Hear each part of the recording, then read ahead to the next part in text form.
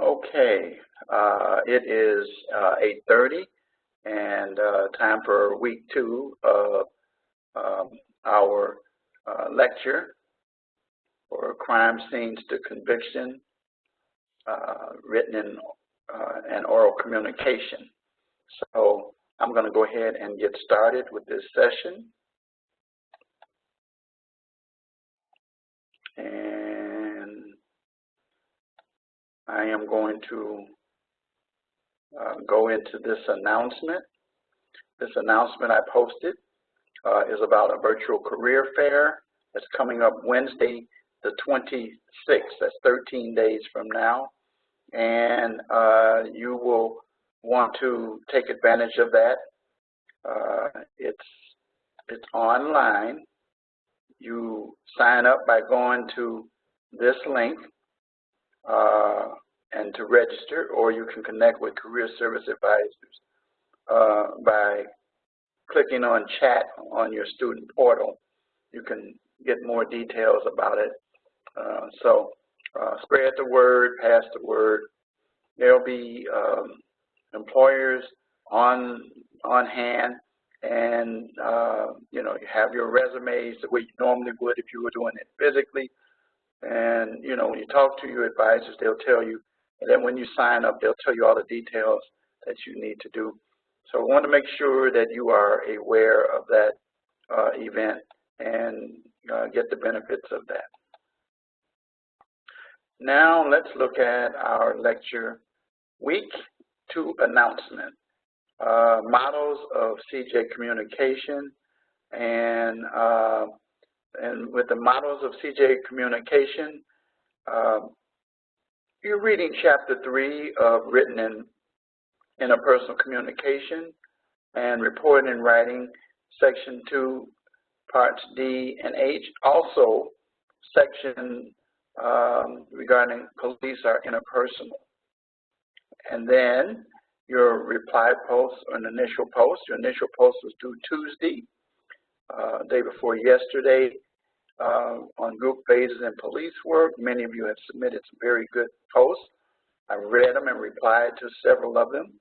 And then your reply post is due this Saturday by 11:59 p.m. Central Standard Time.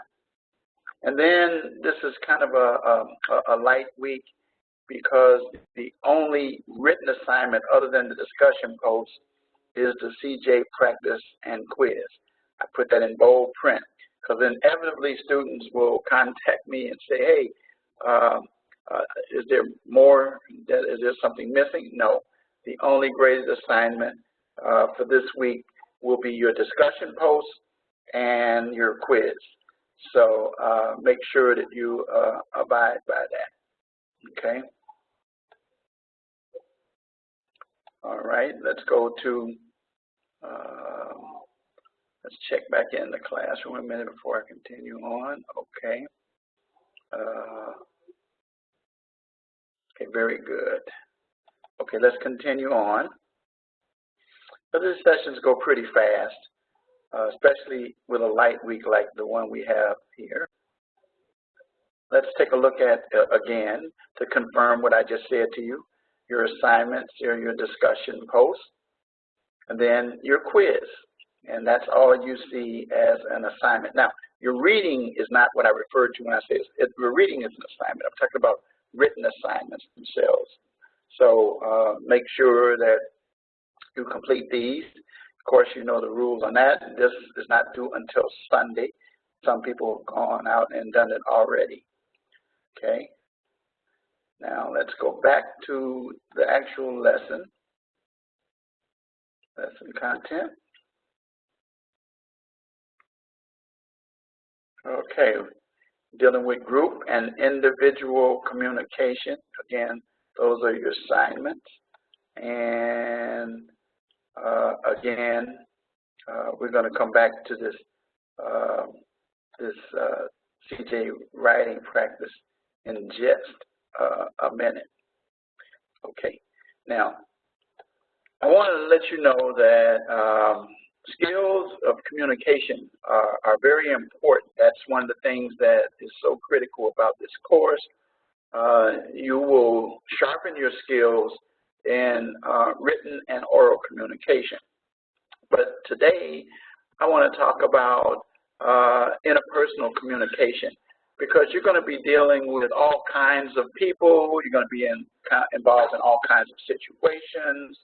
You're going to be speaking to individuals who are victims, suspects, superiors, and you have to be very good at communicating with those people, because if you don't possess those skills, your investigation or either your success on your job will not be very good. And so it says, as a statement there, is that a criminal justice professional who has poor interpersonal communication skills may be deemed to be abrasive, hard to work with, or incorrigible. Almost every instance, and I said this early on, you're operating in teams. I talked about this during the open house. You work with other individuals. You work with people who are, for example, you're in law enforcement, police. You might deal with people from forensics. You might deal with fire people, EMTs. And then on the level of police, you deal with detectives and other individuals who hold positions. And the key thing is that you have to be able to communicate together to appreciate and respect each other. So what are some interpersonal skills? I'm going to spend a few minutes talking about these bullet points. One of the first one is actively listening to a person. Now, when you're actively listening to a person, you're not, for example, listening to the person and doing this at the same time, messing with your cell phone or looking at TV or reading the newspaper or reading a magazine or reading a novel. You'll give that person what we call undivided attention. And actively listening means that you're focusing in on what that person is saying. Now, one of the elements of active listening that's very critical and very, very, very important is that when you're listening with the intention of connecting with that person to get their statements, their positions, so that you can relate to what they're saying, so that you can also understand where they're coming from and all those kinds of things. Now, what that involves is not hearing what they're saying, or should I say listening and not active listening. Listening sometimes involves, okay, you hear what they say, those words or the concepts, but before they finish, you're already not saying nothing, but your mind is already set on what you want to say. And it takes practice. Trust me, it really is difficult. Active listening to the other person comes in where you totally forget about what you're going to say and you listen to what they say. Oftentimes people are so quick to want to get said what they have to say because they'll forget what they have to say. Well, sometimes that's a good thing, but the bottom line is this. Now, one of the places that many people are familiar with where you exercise active listening other than as a law enforcement professional is in marriage. Oh, my God. Are you married, Matt? You can type in the box. I'll see it if you are. Are you? Yeah. Oh, okay. So you know what I'm talking about. I've been married before, but my current wife and I will be celebrating 23 years on the 28th of this month coming up. But the point of the matter is that you learn that skill. That is, you're either that or you're not going to survive. And so, and you can also get the instructions wrong, and you can also misunderstand what the individual is saying. But moving back into the professional realm, active listening is so important because then as you begin to shape your investigation or whatever it is that you're doing, you're able to hone in on what details would be valuable for you, what are important things, and then it also helps you to determine your line of questioning and the direction that you'll often go in during your investigation. So it's very, very, very, very, important. And like I said again, it takes a lot of practice, especially in this day and time with all the social media and stuff around us.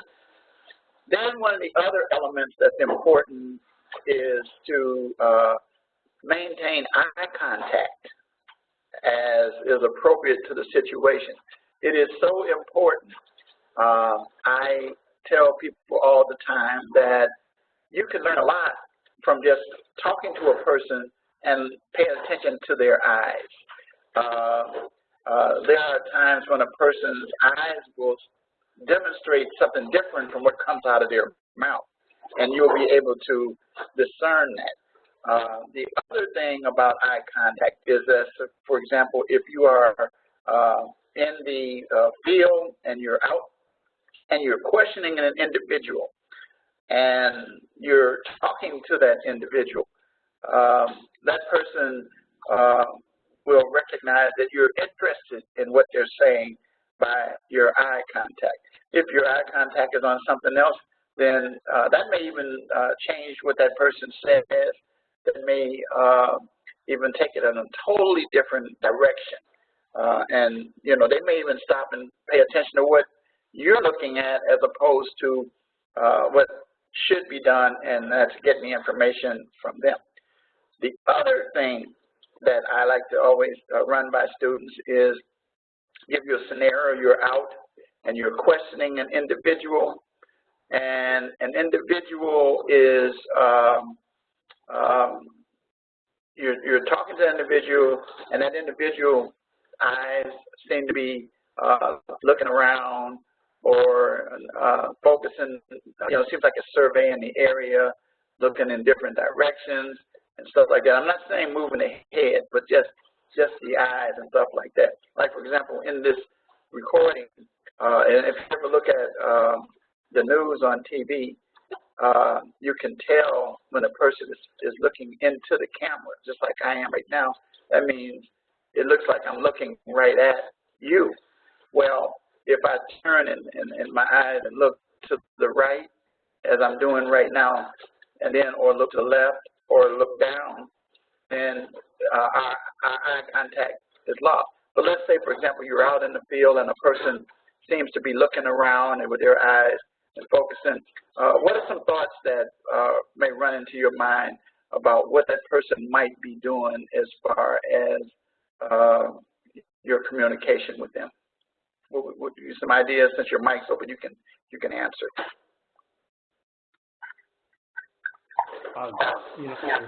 Something else is more important.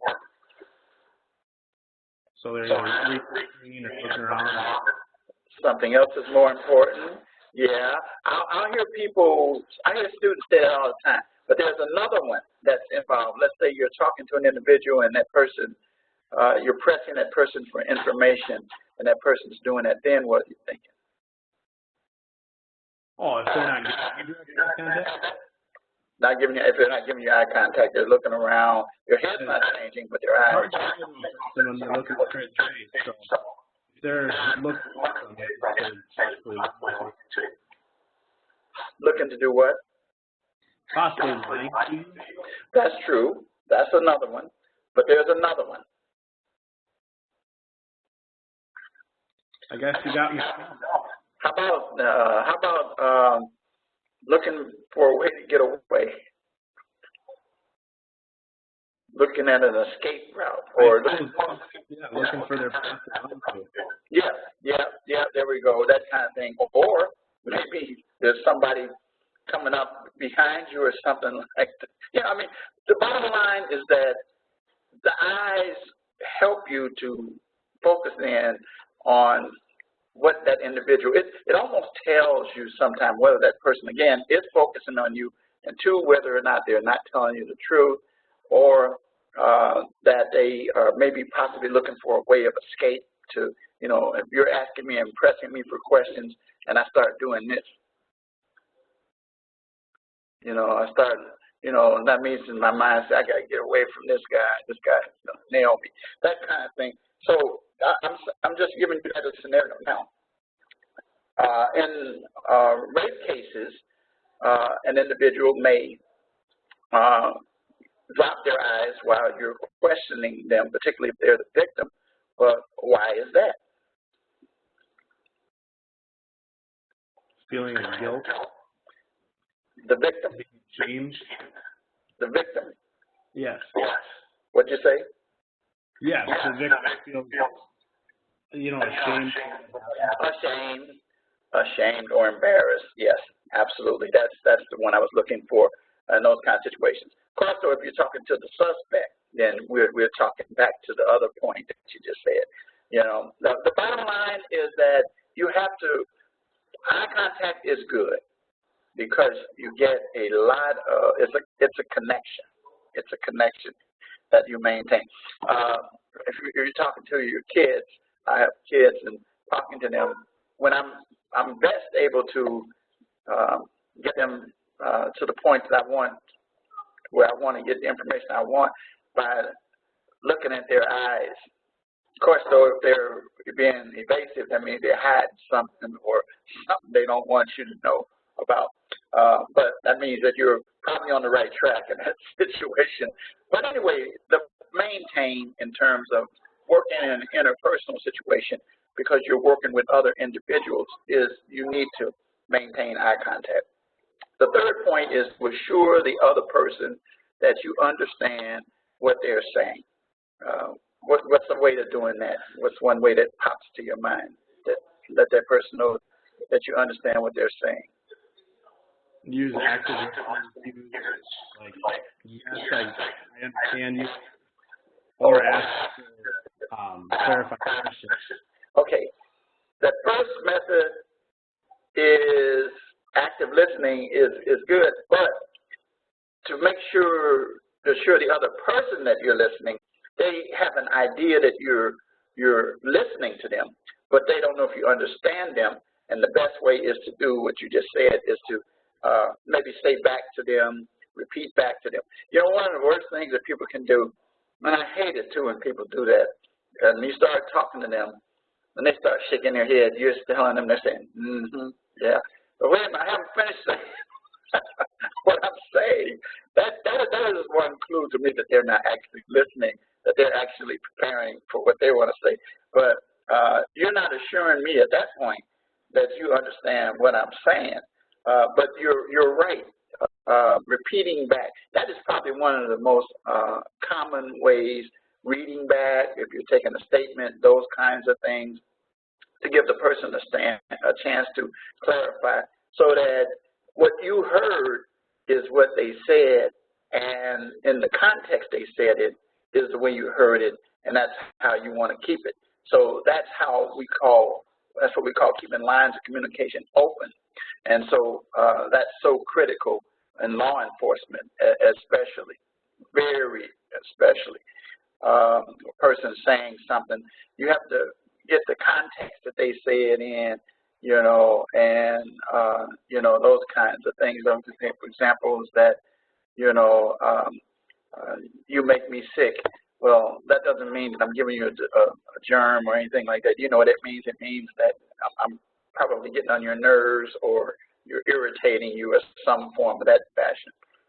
Person says, it reminds me of this movie, My Cousin Vinny. Did you ever see that movie? No, I've never seen it. Okay, it's a good movie. It's a funny movie, but it offers some opportunities. As a lawyer, as a criminal defense lawyer, there's a lot of things in there involve catching people in lies, or what we call impeaching them. But there is also a situation where, like this, and this is what happened, and you'll get how it fits within this. One of the young men, no, the police officer said to the young man, because here's what happened. They were in the store, and they left out of the store, and then when they got in their car, they realized that they had in their pocket a can of some kind of vegetable and didn't pay for it. Well, the police got them and stopped them and then brought them to a station. Well, they thought that it was tuna. It was a can of tuna. And so it was in the youth's mind, the young men's mind, that they were being arrested for stealing the can of tuna. But in reality, the officers were arresting them as suspects for murder of the clerk. So anyway, here's what happened, is that the officer says to one of the young men, he says, you shot the clerk. And so that was within his statements. He said, so you shot the clerk. And so the young man said, I shot the clerk? Well, in the context he's saying it, if you really understand what he's saying, he's asking the question. But in reality, what the officer did was write that down in his report, that the defendant admitted that he shot the clerk. So, I mean, you get my point there? Yeah. Yeah. So I hate text messages so much. Because whatever they write, you can't see the emotion. Right. But you can see how that scenario, like, whoa, because the officer is just writing down literally your wording, you know.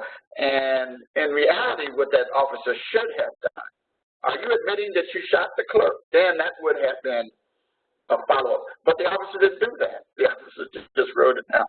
So the bottom line is, and that took the questioning in a totally different direction, which ultimately they end up being acquitted for other reasons. But that was one of the points that fit right within this. The other thing is that use the other person's name as often as possible. You will discover that when you use the names of people, that they will open up to you a little bit more. You may even be a stranger, but when they use your name, it shows a number of things. For example, it shows that they're personalizing the whole situation, but at the same time, it also is another element of respect, you know, and those kinds of things involved. Like, for example, if you are questioning a suspect and you call them John, well, that's okay. You're personalizing it, but at the same time, if you call him Mr. John Jones or Mr. Jones, then you're showing some respect. Now, that's something that law enforcement officers need to understand in terms of information. Just remember, I know you're dealing with somebody say, oh, you're dealing with a person who is suspected of a very bad thing, or they're, quote, a bad person to you. No matter how they are, you still need to be able to get the information of that from that individual. And so one of the ways is to get them to relax more around you so that they will open up and be able to, not quite the issue of, you're familiar with the good cop, bad cop thing? Are you familiar with that? Yeah. Yeah. Yep. Okay. Not that. I'm not talking about that kind of thing. I'm just talking about just calling them their name. But it opens up, and it also connects you as well. One of the things that I always do whenever I am, and you'll see this in your grading that you get from me, and generally you'll see in your emails, but you'll always see it in your grading, whether it's a discussion post or either whether it is a written assignment that you do. I will always start it out with your name, Matt. And some, you know, I know your name is Matthew, but when I see a student that says, call me Matt, I follow up accordingly. But the point of the matter is that what you are recognizing when you see that is that we're connecting from that particular point and making sure that we form a relationship. Well, that's what you want to do when you're dealing interpersonally. Use that person's name as often as possible, particularly when you're gathering information you know, those kinds of things. So impersonal when you don't use a person's name, those kinds of things. And like I said, you have to be really, really, really, really good. Are you familiar with Dragnet? Or is that before you? It was a TV show. It came out in the late 50s, early 60s, but there was a movie that was done in the, I want to say in the 80s with Tom Hanks and Dan Aykroyd, and it's a comical movie. But anyway, Dan Aykroyd played a detective by the name of Joe Friday. Well, Joe Friday was always a calm guy. He would always question individuals with respect, no matter what kind of person they were. And he would use the name as often as possible as well. And, you know, he would get them to talk to him, and he would reel them in oftentimes in that situation. But I always tell people, if you could use the Joe Friday approach in interrogation and questioning individuals, then you make it better. It also comes into the scene when you're out there. You have people in distress. You're going to be running across those situations quite frequently, because 911 is usually what leads to a call, your arrival, that preceded your arrival, and that means that person is either in an emergency situation or something drastic has happened. So that person's going to be up in arms, and you want to, connect with that person as quickly as possible. Now, you have to be careful, though, that you're not patronizing individuals either, because sometimes, like, there are people who say, "Oh, you don't know me, so why are you using my name?" That kind of thing. Excuse me. And so, excuse me. Sometimes you'll find that situation occurring, but you'll learn the balance. After a while, you'll recognize when you're going too far with it. Be polite. That kind of goes to what I just said a few minutes ago. But that individual is calling me out of my name. That's okay. They're not professionals. You are the professional, and that's another thing. I always tell my students in this class, I said, when I was a defense attorney, I did some prosecution on a local level, but I also did police work. I was a policeman part-time for about 4 years. And I never wore a uniform, but I involved myself with individuals and had to question people on the street and things like that. And I ran across some pretty bad people. But here's what I want to tell you. Never, never, never use profanity. I don't care how they are, you can't do that. It's unprofessional, and it will end up getting you in more trouble than not. And also, you know what else it does? It takes you off of what you're really trying to do. Does that make sense, what I just said?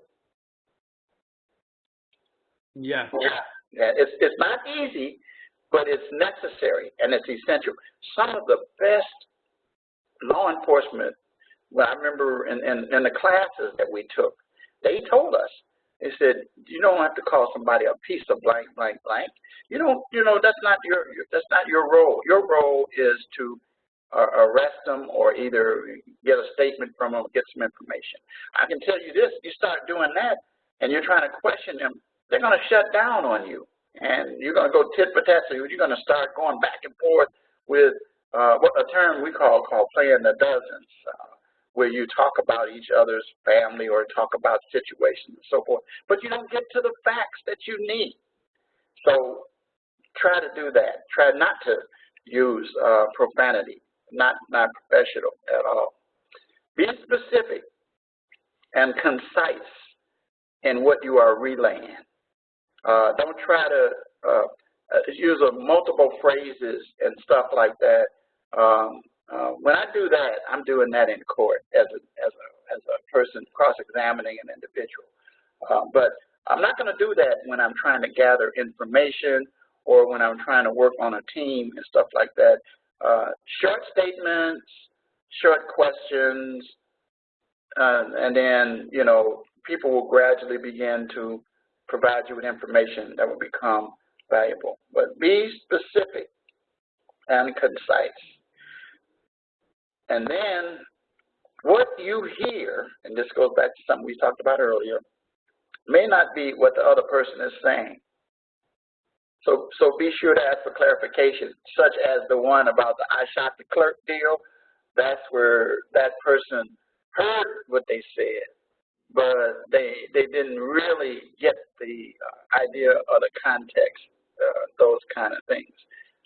So it's important to echo these points. Are there any other things that you can think of, or do you think that this list is pretty comprehensive in terms of dealing with interpersonal communication? I think that's pretty good. I mean, in all of my teachers, the biggest thing was to remember their opinion too. Say that again? Whenever you talk to somebody, remember that they're a person too. That's it. We all have our own story. That's it. That is exactly right. And you can't judge people. You don't know how a person got into a situation. You know, and I try to explain to people that you got to understand that all the time. You know, I had a young man that I represented years ago, and this young man kept committing burglaries. And he committed burglaries constantly. Well, eventually, you know, something was brought to my attention when I became his attorney, and I asked him why was he doing it. It was a simple question, and he said, "Man, I got a habit." Aha, aha. So it was his drug habit, and so as a result, when I had him as a client, I told his family, he was a grown man, not to bail him out. I said, I don't usually say leave a person in, but leave this guy in. I says, because if you bail him out, there's going to be a problem. I said, he's got an issue that's got to be dealt with. And they didn't want to face it. They didn't want to, and his father actually went ahead and says, no, he's just meeting the wrong people. I said, I agree with that statement. I say, but he's not in control anymore. He's out of control. Oh, he knows right from wrong. I said, that's not about that either. But anyway, long story short on this deal is that they did not follow my recommendation. They got him out. Within a day after they got him out, the young man went across the highway, the expressway, in a suburban community in Chicago, and was engaged in burglary, and the police were chasing him. He jumped over the fence, ran across the highway, didn't make it, and was hit multiple times by vehicles and was killed because of that. And his mother cried because she said, I should have listened to Attorney Wright. And I told her the reason why. I said, your son has a drug problem. That's why he keeps doing this.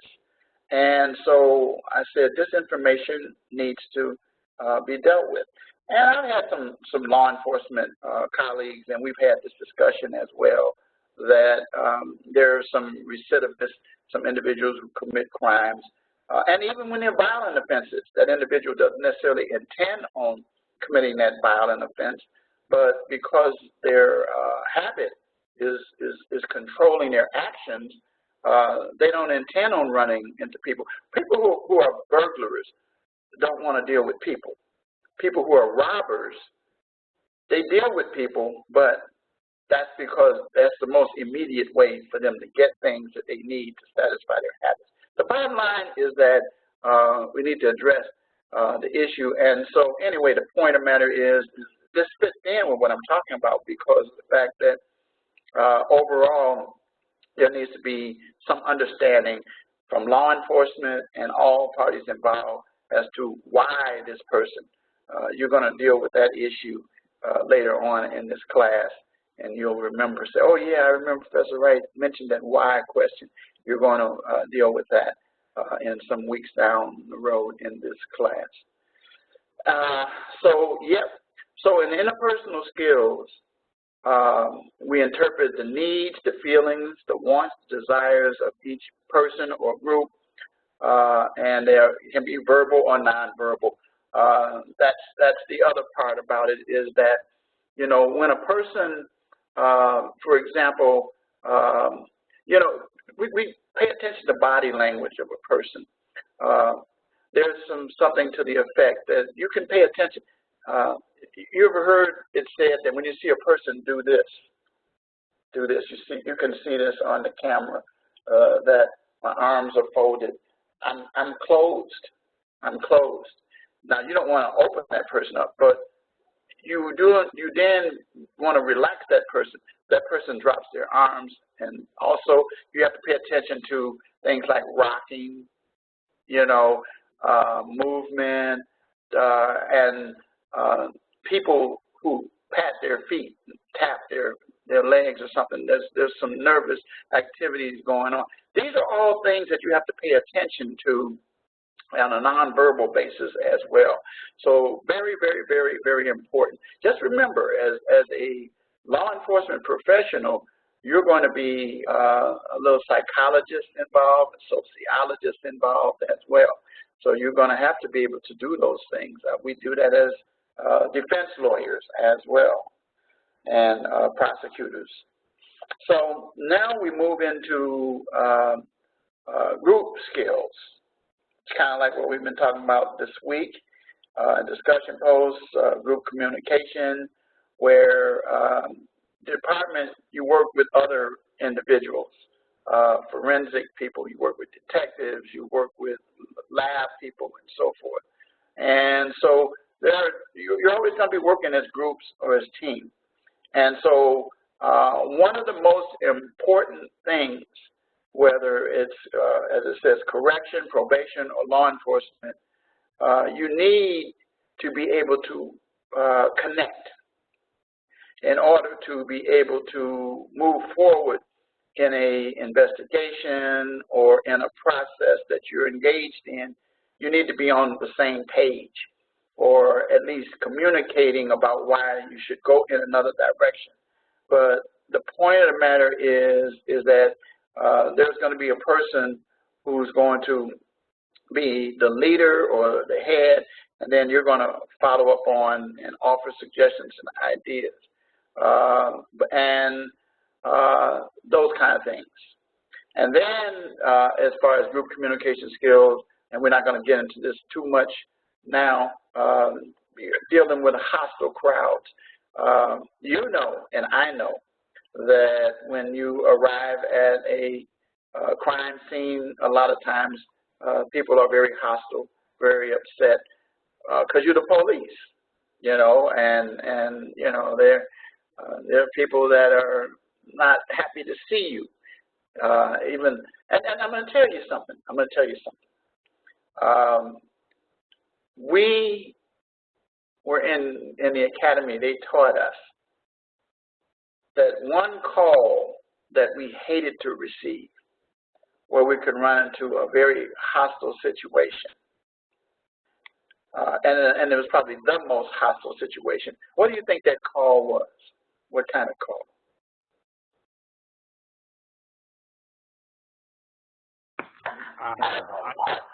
I personally, anything with kids. Well, no, there's something more hostile than that. I guess a couple of my conservative mental health suicides with a hostage. Yeah, that's a different scenario. I'm talking about even something more routine. That was not routine, but it is. We call this is the worst call, man. We get this call, we say, oh man. As far as just like domestics? There we go. You hit it. That is it. That's it on the head, domestics. Because here's what happens with domestics. You'll be aware of this. You'll learn this anyway, that when you get a call for domestics, and you know that that's the case because you'll be alerted. When you get there, usually there is, of course, someone there who was the person who did something to the person that caused them to call 911. And you'll enter situations where you see people beaten up, you'll see the house in disarray, or so forth and so on. If you have grabbed that individual who does that and even hold them a certain way, seems like you're pretty rough with them, or put handcuffs on them, there are times when the person who called you will attack you. Are you aware of that?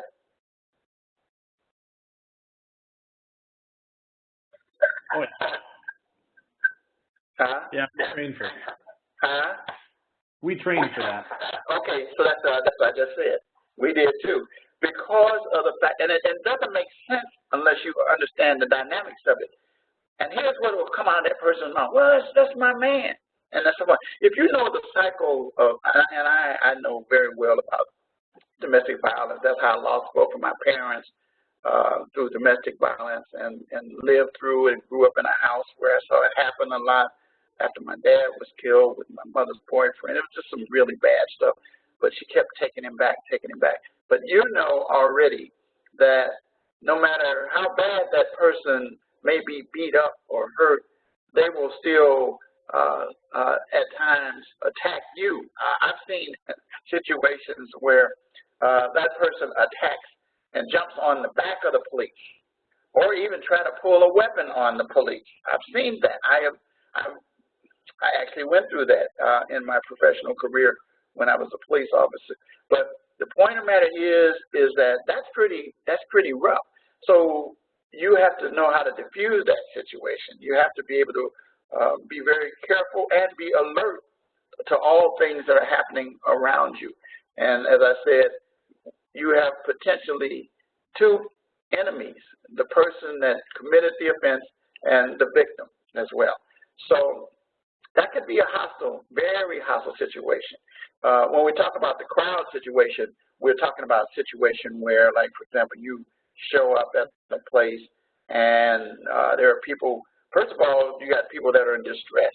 Maybe the individuals, if it was a shooting or stabbing or something along those lines, the family members are there and so forth. Then there are people who possibly might be in the process of having an idea who might have done it, and some of the people might be there and they start to retaliate. So all those kind of things, you have to be able to operate under those in a very professional manner. So, that's all I have to say about that. Do you have anything you want to add to that, group communication skills? No. I think our discussion is pretty good. All right. Let's go to this CJ writing practice. And you know, I'm going to ask you questions. And this is the situation when you arrive at the scene, an old woman in a parsley green dress lies unconscious on the sidewalk. You start wondering how to write your report. Of course, that's after you call the paramedics.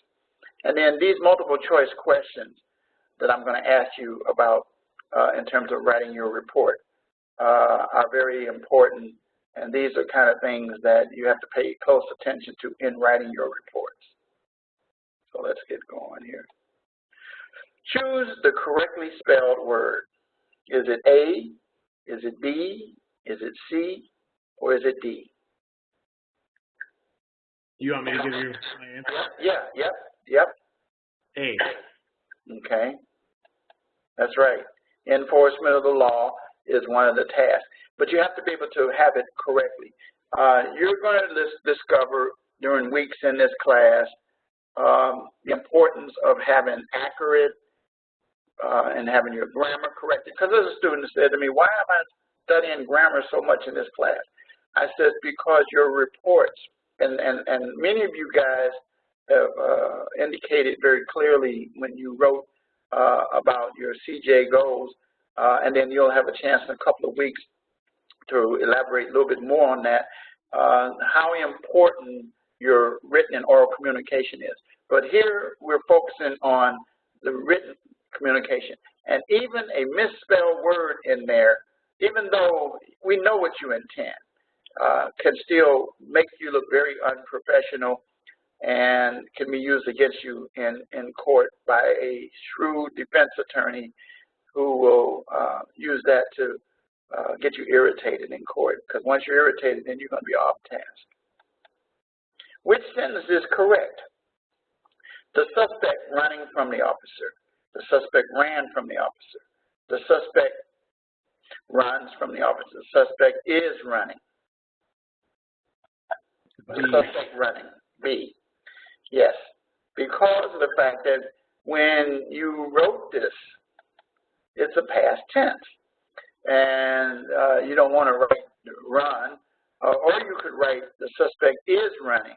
I don't like that. I really don't. I seriously don't.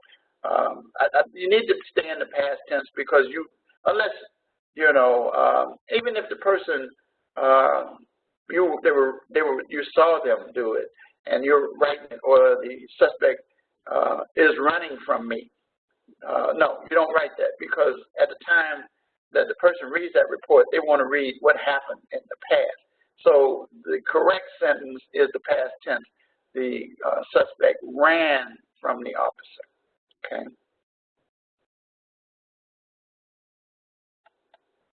Which sentence is correct? The witness description of suspect. The witness gave me a description from suspect. The witness has given me a description of the suspect. The witness gave me a description of the suspect. D. Yes. And see, when you read it out loud, it even sounds, the witness description of suspect. That's not even a complete sentence. The second one is the witness gave me a description from suspect. That's like, huh? What are you saying here? The witness has given me. That's contextually incorrect, but gave, once again, description, and that's it. You could also write the witness has given me a description of the suspect. You can do that. But if you want to vary your approach, the witness described the suspect for me. The point of the matter is that you're still putting it in past tense. Which sentence is correct?